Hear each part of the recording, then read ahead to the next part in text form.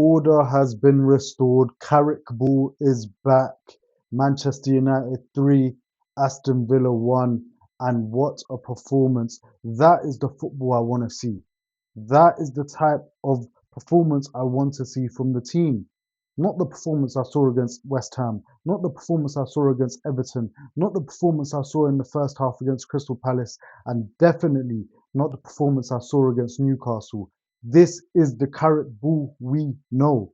Now, before we get to the main talking points, I want to quickly have a conversation about penalties. What is a penalty nowadays? And what I mean by that is getting your shirt pulled in the box. Is it a penalty or not?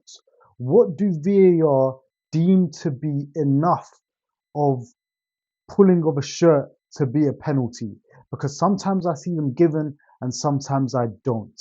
Today, twice, Amad Diallo gets his shirt pulled and also Casemiro gets his shirt pulled in the penalty box and no penalty is given. And listen, I'm not necessarily saying like they were the worst challenges in the world or oh my gosh, this is an atrocity.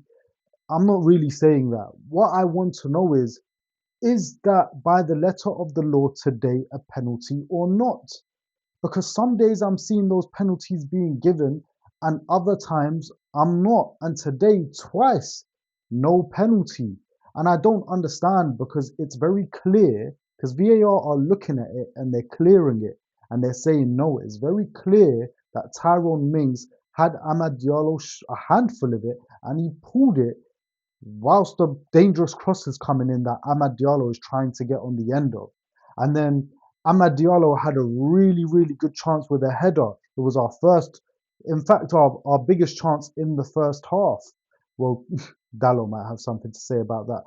But Dallo gets a good header on target. But before that, Casemiro gets dragged to the ground. Well, he gets his shirt pulled and no penalty.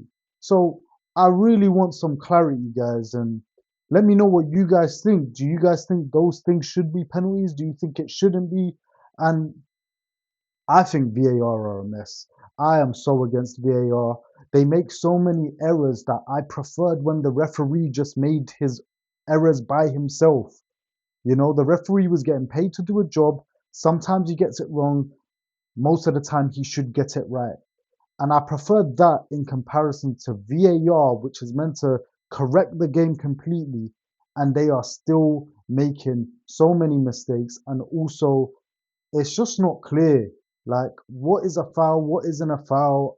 I don't know anymore. Let me know, guys. What do you think? Bruno. He's from Sporting like Cristiano. He goes left, he goes right. He makes the fences look shy. He's a Portuguese magnifico.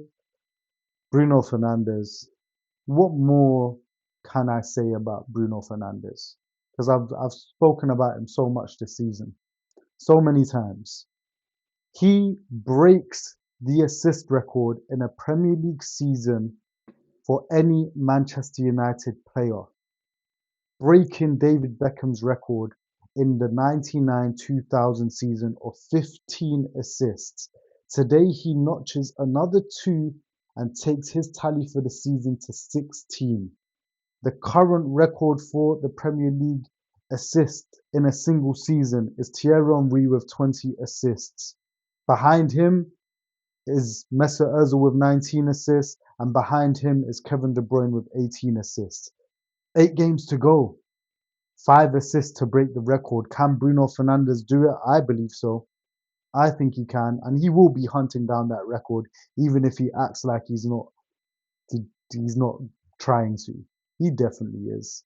He definitely is. But when he does that, he does such an amazing job for the team, time and time again. Bruno Fernandes, first from the corner, a great delivery, but I do need to give a lot of praise to Casemiro, but I'll get to Casemiro. Don't you worry. But a great cross for his first assist. The second assist for Cunha. Breaking the lines time and time again. And another one, getting Cunha in behind and a beautiful finish from Cunha to make it 2-1 and put us back in the lead. Bruno Fernandes, man. What a player. He is the best player in the Premier League. That's a fact. He is the best cam in the world. That's a fact. And it is unfortunate for Bruno that, he's at Manchester United in a time where we're not at our strongest. Because, boy, what if he was at a Real Madrid or you know, a Bayern Munich, let's say, he would be absolutely destroying world football. And I really hope that Bruno stays at United long enough where we get back to the top and he's the one lifting that Premier League trophy for us.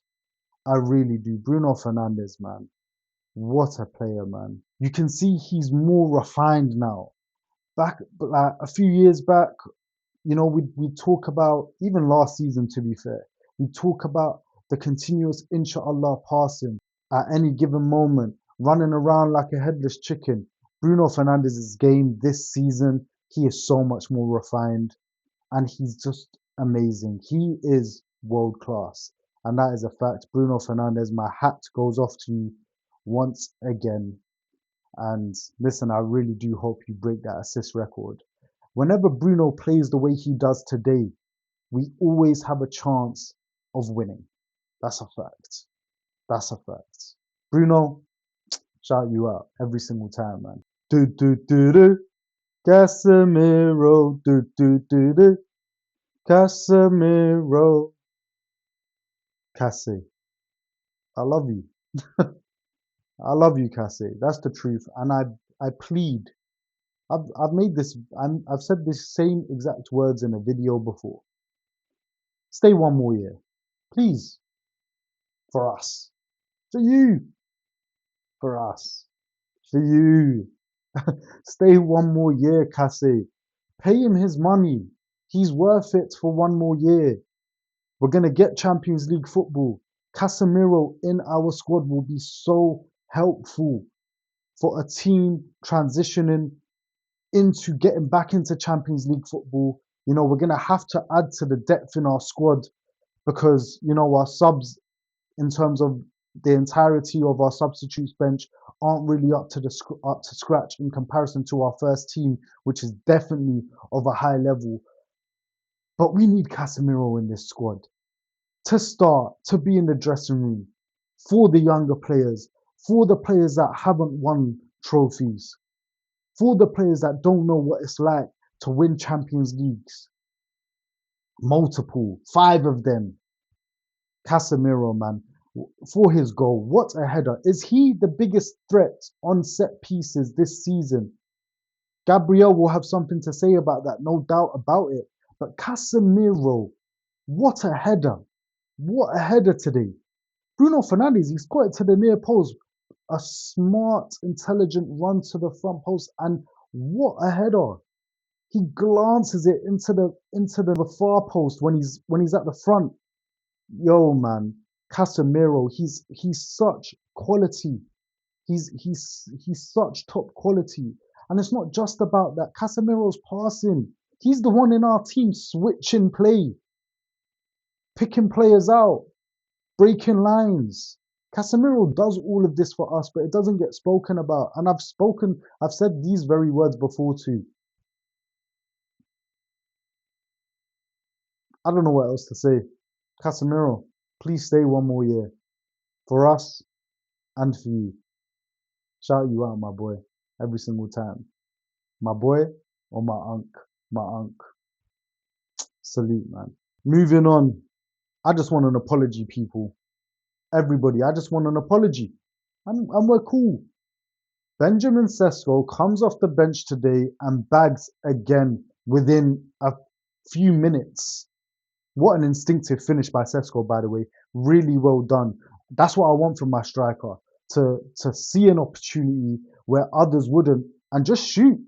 Just shoot. And that's exactly what he did on the turn with the ball somewhat in no man's land in the penalty box. It drops nicely and he gets a shot off and it goes into the back of the net to secure our win and make it 3-1. But I just want an apology, people, because when I said after the Everton game, when Sesko was scoring all these goals from the bench and everyone was calling for him to start, and I said I think Sesko should stay on the bench because he's young, because he's raw, because I don't think he's ready yet.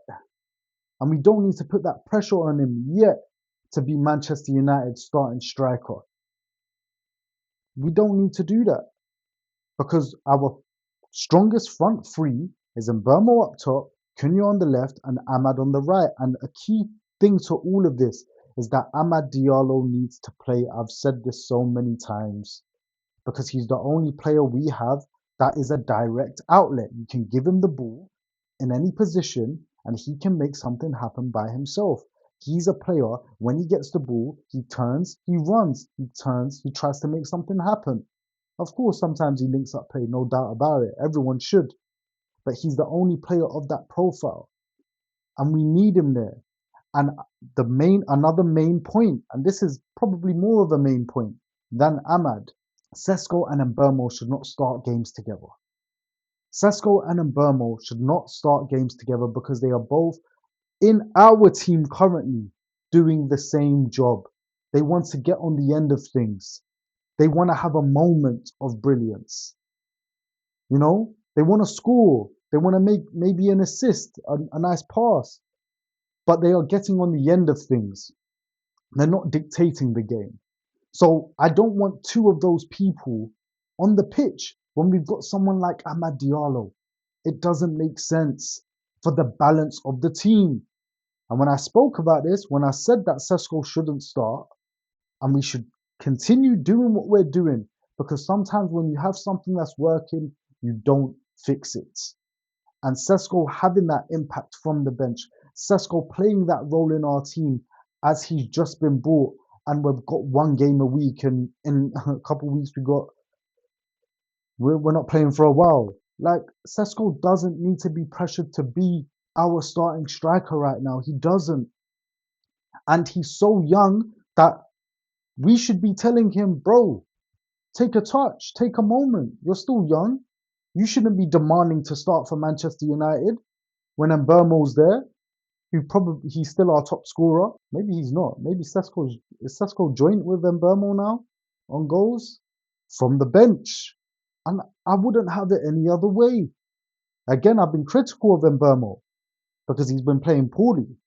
However, my thing is, even if you want to start Sesko, if you want to, you have to bench Mbeumo.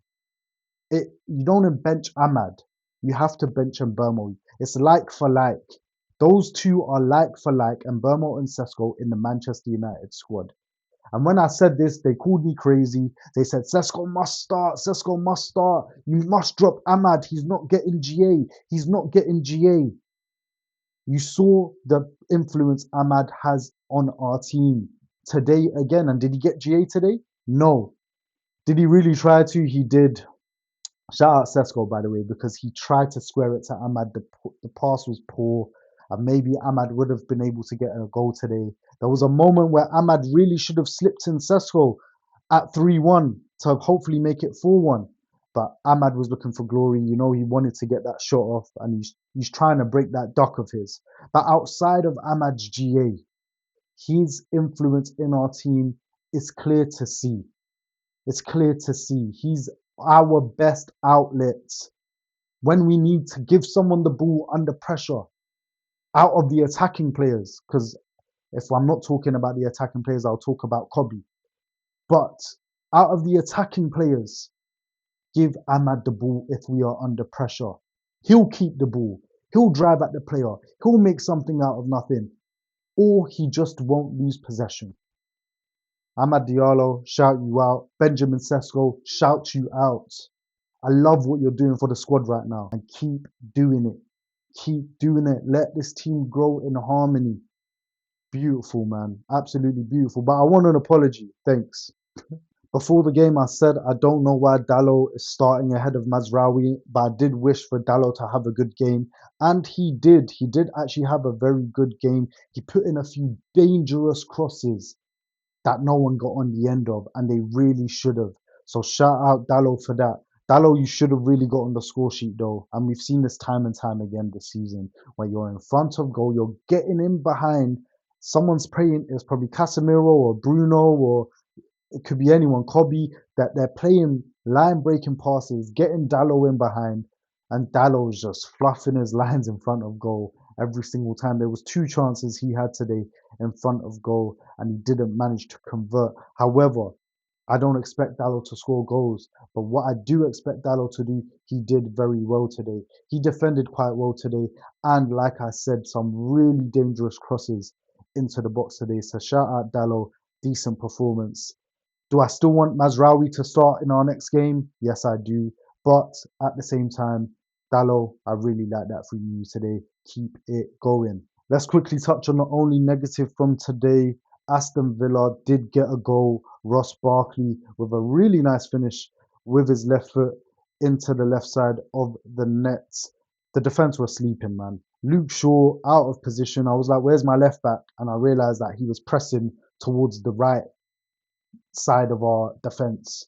And I was thinking, where are you, bro? Like, you should be in position. So, like, let me not say really poor from Shaw, because at the same time, if Shaw is over there, there was enough defenders in a line to deal with. There was two Aston Villa. If Ross Barkley didn't score, there was another player, but I can't remember who it is. There's another player behind him that would have got the ball. And there's a row of defenders. It would have been Maguire, Yoro, someone else as well was there. I can't remember who. But if you can see that Shaw's over there, you need to be intelligent enough, Maguire, Yoro, one of you, to go and fill in whoever's closest. Whether that's Yoro, I think it might have been Yoro that's closest. You have to go fill in that gap. You can't leave two guys at the back post. Really, really poor. A lapse in judgment from the defense there. And in the last moments, they really should have made it 3-2 because that was poor defending as well. You know, we got away with it with Aston Villa, the players having a calamity, Douglas Luiz and Garcia getting in each other's way, actually blocking the ball for us. So thank God for that. Carrick ball has returned. Michael Carrick, really well done today. Simplified things. Don't listen to the outside noise of people telling you what you should do. Keep it calm. And what did I like from you today? What did I like from you today, Carrick? You brought on Sesko and you took off Mbermo, like I keep saying. That was really, really good because you saw the effect Ahmad's having in the game, and you don't want to lose that. You saw the effect Cunha's having in the game. You don't want to lose that. Sesko and Mbermo, they're like for like. When I saw that substitution being made, I texted my friend and I said, thank you, Carrick. It's like he's been watching my videos. Carrick, have you been watching my videos? Because you've been listening to me. Thank you. Alhamdulillah. Honestly, so proud of the team today. And we get a 3-point gap on Aston Villa to solidify our third place spot right now. And it's not over. It's only 3 points. So we could, if we fall off, we could well fall back into a rat race in for a top four position. But let's build on this, guys, man. Let's really build a gap to solidify this third place. I want to build a gap from the people that are trying to get top four. Aston Villa, Liverpool, and Chelsea. Let's build a gap on these guys. You know? What a beautiful Sunday. Man United fans, I wish you all a wonderful evening. Next up, we have Bournemouth away, which will be a tough game. We haven't had an easy ride against them in recent times with a 4-4 draw in the home fixture. But again, that was under the criminal Ruben Amorim. So I'm expecting 3 points. And let's charge, man. Let's do this, man. You know what I'm saying? Let's make sure that we solidify this Champions League spot. Carrick Ball is back. And I'll see you guys on the next one. Peace.